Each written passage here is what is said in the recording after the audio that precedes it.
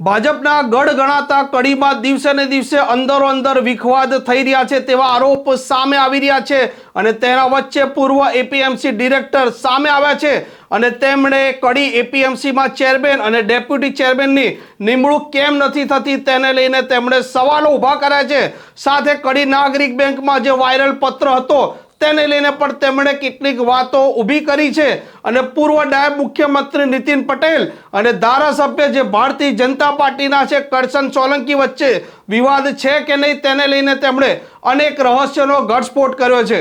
વૈષ્ણવજન તો તેને કહીએ જે પીડ પરાઈ જાનાને રે। નમસ્કાર, આપ જોઈ રહ્યા છો નવજીવન ન્યૂઝ અને હું છું આપની સાથે તોફિક ગાછી। મહેસાણા જિલ્લો ભારતીય જનતા પાર્ટીનો ગઢ માનવામાં આવે છે અને આ ગઢમાં એક તાલુકો એટલે કડી તાલુકો। કડી તાલુકામાં ઘણા સમયથી ભારતીય જનતા પાર્ટીમાં અંદરો અંદર વિખવાદ છે તેવી વાતો વહેતી થઈ હતી અને તેના વચ્ચે ધારાસભ્ય કરશન સોલંકીનું એક નિવેદન આવે છે અને તેમના નિવેદનના લીધે રાજકારણનું બજાર ગરમ થઈ જાય છે। પૂર્વ નાયબ મુખ્યમંત્રી નીતિન પટેલ અને કરશન સોલંકી વચ્ચે વિવાદો ચાલી રહ્યા છે તેવી વાતો સમયાંતરે વહેતી થઈ હતી અને તેમના નિવેદને ફરી એક વખત રાજકારણને ગરમ કર્યું હતું। આ વિવાદોના વચ્ચે પૂર્વ એપીએમસીના ડિરેક્ટર રમેશ પટેલ સામે આવ્યા છે અને તેમણે પત્રકાર પરિષદ કરી છે અને એપીએમસીની ચેરમેન અને ડેપ્યુટી ચેરમેનની નિમણૂકને લઈને તેમણે અનેક સવાલો ઊભા કર્યા છે। તેમના શું આરોપો છે તે પહેલા આપ સાંભળી લો। ઊંઝા એપીએમસીમાં તો મુદત પૂરી થઈને તરત જ સરકારશ્રીએ વહીવટદાર મુકાઈ દીધો અને કડી એપીએમસીની ચૂંટણીના રિઝલ્ટ આવ્યાના 6 થી 7 મહિના જેટલો સમય વીતી ગયો છે, તેમ છતાં અને કોઈ વાદ વિવાદ નથી। ભાજપ સમર્પિત જ એપીએમસી છે કડીની, એમાં કોઈ વાદ વિવાદ નથી અને એપીએમસી આવા ખેડૂતોની સંસ્થા ગણાય એટલે તાલુકા સંગઠનના અંદરમાં આવે, તાલુકા ભાજપના બહુ તાલુકા પંચાયત આવે, એ બધાની સંમતિ છતાં આજ સુધી રજિસ્ટ્રાર જાહેરનામું પાડતા નથી। મતલબ કોઈ વ્યક્તિ આનું રોકી રહ્યું છે, બાકી આંતરિક વિખવાદના કારણે રોકાય એવો પ્રશ્ન છે નહીં। કોણ વ્યક્તિ રોકી રહ્યું છે? નીતિનભાઈ પટેલ રોકી રહ્યા હોય એવું લાગે છે। એપીએમસી જે ચેરમેન વાઇસ ચેરમેન વોર્ડિંગમાં કરશનભાઈ સોલંકી જે ધારાસભ્યનું ગ્રુપ અને નીતિનભાઈ પૂર્વ બેના ગ્રુપમાં વચ્ચે ક્યાંક ટકરાવ એવું લાગી રહ્યું? ના, એવું કોઈ ગ્રુપ જ નથી। નીતિનભાઈના પક્ષમાં 2-4 જણા છે, વર્સિસ હોલ છે અને દેખો કડી આ કડી સિટીને લેવા દેવાના ના આવે આમાં। કડી નગરપાલિકા હોય તો નીતિનભાઈ એનું કરતા હોય છે, એટલા પૂરતું હોય। આ એ ખેડૂતોની સંસ્થા છે અને તાલુકાના લેવા દેવા હોય આના જોડે અને તાલુકાનો વહીવટ બધા કરશનભાઈ, પછી વિનોદભાઈ ચેરમેન અને અશ્વિનભાઈ ભાજપ પ્રમુખ કરતા હોય છે અને એ લોકો તો તૈયાર જ છે, રેડી જ છે। એટલે નીતિનભાઈ વર્સિસ હોલ એટલે એનો મતલબ શું? અરે એમના 2-4 જણ વર્સિસ હોલ એમની સાથે હોય, આખું ભાજપ એક છે, ભાજપમાં કોઈ ભાગલો નથી, સમજો। એ મારો કહેવાનો મતલબ એ છે। તો આપે શા માટે મુદ્દો ઉઠાવ્યો છે? શું કારણ? અમારે થઈ જ ગયું, જો એક વ્યક્તિના કહેવાથી જો આ રોકાઈ જતી હોય તો એ રોકાવું ને ઊંઝામાં ના મુકાય હોય, કદાચ એવું કોંગ્રેસ સમર્પિત હોય ને મુકાઈ દીધો હોય તો ભાઈ સરકાર ક્રોસ છે એટલે વહીવટદાર મુકાઈ દીધો। ભાજપ સમર્પિત તો કડીએ છે તો કડીમાં મુકાઈ દેવો જોઈએ ને। નીતિનભાઈની ઈચ્છા શું છે કે એમને પોતાનું ચેરમેન બનવું છે કે શું છે, એવું હોય તો અમે બનાવી દઈએ એમને, પણ એ ઈચ્છા દર્શાવો ને એમને। નીતિનભાઈ વેપારી પેનલમાંથી ચૂંટાયા તો ચેરમેન કે છે? ના, નીતિનભાઈ અત્યાર સુધી વેપારી પેનલમાં છેલ્લા 30-35 વર્ષથી ચૂંટાતા હતા। આ પહેલી વાર એવું બન્યું છે કે એમને ચેરમેન બનવાની અંદર ઘણી ઈચ્છા હશે એટલા માટે થઈને આ વખતે વેચાણવંતની પેનલમાં આવ્યા છે, કારણ કે વેપારી પેનલનું બની ના શકે છે એટલે ઈરાદાપૂર્વક જ વેચાણવંતમાં આવ્યા છે। મતલબ એમની ઈચ્છા હશે અને ઈચ્છા દર્શાવો ને એમને બનવું હોય તો એમ। તમે એવું કહો નીતિનભાઈના માટે નીતિનભાઈનાથી આ જે ચેરમેન વાઇસ ચેરમેનની ચૂંટણી અટકી પડી? હા, એમના કારણે જ એમની અંદરની ઈચ્છા હશે એમનું। એ 27 સમાજવાળાને એમ કહે છે કે તમારો ચેરમેન બનાવવાનો છો, ઝાલાવાડી સમાજને એમ કે તમારો બનાવવાનો, 42 સમાજવાળા કે તમારો બનાવવાનો, એમ કહીને અંદર ઝઘડાઈ અને એ બધા ભેગા થઈને એમ કે સાહેબ આ વિવાદ છે ને તમે બે જાઓ, આની રાહ જોઈ રહ્યા છે એટલે લેટ કરી ગયા છે। એટલે એવું કહી શકાય કે ભાજપમાં આંતરિક વિખવાદ છે? કડી ભાજપમાં કોઈ આંતરિક વિખવાદ નથી। 2-4 જણા વર્સિસ હોલ હોય એ વિખવાદ ના ગણાય, સમજો। એમના જન્મદિવસની અંદર આખું સંગઠન નહોતું ગયું, તાલુકાનો કોઈ વ્યક્તિ નહોતો ગયો, એક હોદ્દેદાર નહોતો ગયો, એક સદસ્ય તાલુકા પંચાયતનો કે સંગઠનનો વ્યક્તિ નહોતો ગયો. એટલે એ એમનો અંગત પ્રશ્ન હતો. તે વર્સિસ ઓલ કહેવાય આને. પૂર્વ નાયબ મુખ્યમંત્રી નીતિનભાઈની સાથે 2-4 જણ લોકો અને સામે પક્ષે બધું જ આખું ભાજપનું સંગઠન, ભાજપનું તાલુકાનું સંગઠન, પછી શહેરનું પણ. શહેરનું સંગઠન અને બીજા બધા હોદ્દેદારો નીતિનભાઈની સામે છે. હા, એની સામે અને નગરપાલિકાના પ્રમુખની ચૂંટણી વખતે સામે આવ્યું હતું જ ને. 30 જણાએ એમની વિરુદ્ધ સહી કરી હતી. એમની વિરુદ્ધ મતલબ કે ભાઈ તમે આમાંથી આ વ્યક્તિને પ્રમુખ ના બનાવતા, એના વિરુદ્ધ બનાવજો એમ. એમને લેખિતમાં કરી હતી માગણી. મતલબ શું છે કે એ રાજી તો નતા જ ને. એમને એમ તો સહીઓ ના કરી હોય ને એમને. અત્યાર સુધી એવું ચાલતું હતું કે કડી ભાજપમાં કોઈ વિવાદ નથી, કોઈ ભાગલા નથી, પણ તમારી વાતો પરથી એવું લાગે છે કે સંપૂર્ણ બે ભાગ છે, નીતિનભાઈ અને વર્સિસ ઓલ. હા, નીતિનભાઈ વર્સિસ ઓલ ગણવું હોય તો તમે ગણી શકો છો. કારણ કે એમનો કોઈ નીતિનભાઈનો કોઈ પર્સનલ દુશ્મની નથી, કોઈ વિરોધ નથી, પણ એમની નીતિઓનો વિરોધ છે. એ મારો એ સારોની નીતિ ભારતીય જનતા પાર્ટી ચાલતી નથી. સારો એ મારો હોવો જોઈએ એમ.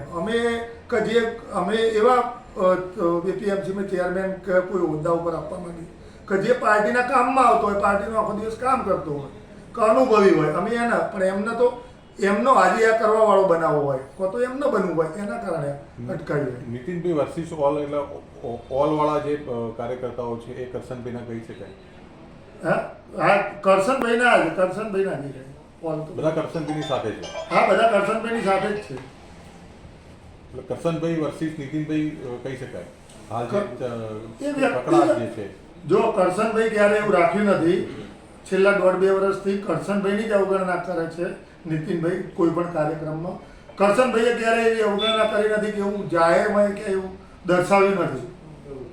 એવું લાગે છે કે છેલ્લા જ્યારથી કરશનભાઈ નીતિનભાઈનો જે પ્રશ્ન ઊભો થયો ત્યારથી જ આ બધા વિવાદો શરૂ થયા. ત્યાં પહેલાં કશું નહોતું. એ પહેલા આમાં ધીમે ધીમે સપાટી પર આવ્યું બધું. એક વસ્તુ કે 2022ની ટિકિટ જ નીતિનભાઈ એવું ઈચ્છતા નહોતા કે કરશનભાઈને પદવી મળે. એ જાહેર સ્ટેજ ઉપર એ રીતે બોલી પણ ચૂક્યા છે પોતે વક્તવ્યમાં. ત્યારથી વિરોધ ચાલુ થયો છે. ત્યારથી કાર્યકરોમાં અરુચિ આવી ગઈ એમ નીતિનભાઈ. કરશન કાકા કેમેરા સામે બોલેલા છે મને ટિકિટ નીતિનભાઈએ પાડી. એ બોલવું પડે એમ. એ પાર્ટી લાઈનમાં બોલ્યા છે. બાકી એ કુંડાળ ગામમાં જાહેર સભામાં એવું બોલ્યા હતા કે અત્યાર સુધી હું હતો એટલે કરશનભાઈ ચાલતા હતા. મતલબ એનો મતલબ શું થાય તમે વિચારી શકો છો. કડી ખાસ જે નાગરિક સહકારી બેંક છે એમાં શું ખાસ વિવાદ છે? એમાં બજારમાં ફરે છે. સત્ય શું એ તો બેંકે બહાર લાવવાનું ને. બેંક ખુલાસો કરી દે ને. પેલી પત્રિકાઓ વાયરલ થઈ છે એ વિશે. કોની પત્રિકાઓ? નીતિનભાઈના વિરોધની પત્રિકાઓ વાયરલ થઈ છે. નાગરિક બેંકનો પણ ઉલ્લેખ છે. નાગરિક બેંકનો પણ ઉલ્લેખ છે. એ બજારમાં તો છે જ. અને ત્યારનું કંઈક ડિપોઝિટો ઉપાડવા માંડી છે, પણ આજ સુધી બેંકે કોઈ એવો સ્પેસિફિક ખુલાસો નથી કર્યો. બેંકની પત્રિકાઓ તો આ ફાઇલ નંબર સાથેની વાયરલ થઈ હતી. તો બેંકે ખુલાસો કરી દેવો ભાઈ અમે આરબીઆઈની ગાઈડલાઈન પ્રમાણે જ લોનો આપેલી છે, બધું આવું કરી દેવું જોઈએ. એમાં વિવાદ મારા પ્રત્યે તમે કોઈ આરોપ મૂકે તો મારા સામે ખુલીને આવીને કહેવું પડે ભાઈ આ નથી એમ.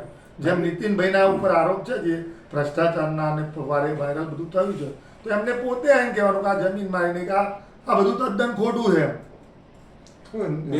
કોઈ એક વ્યક્તિને સાચવવાનો પ્રયત્ન કર્યો છે એવો આક્ષેપ છે. એ તો કોઈ વ્યક્તિ એટલે હવે એમના ભાઈ ચેરમેન છે એટલે આપણે એવું એ તો છે એક મુકેશભાઈ કરીને નામ છે, પણ એમનો કોઈ અંગત પ્રશ્ન છે. કડી એપીએમસીમાં શું ભ્રષ્ટાચાર ચાલતો હોય એની કોઈ માહિતી ખરી? ચાલે જ છે, તપાસ કરો તો ચાલે જ છે. શું ભ્રષ્ટાચાર ચાલે કોઈ પ્રકાશ પાડી શકો? નીતિનભાઈના કોઈ ડ્રાઈવરનો કંઈક ઇસ્યુ હતો, શું હતો એ બાબતે? એ તો હવે એમાં હું ફોલ્ટમાં છું. એ ડ્રાઈવરના પગાર બાબતનું છે.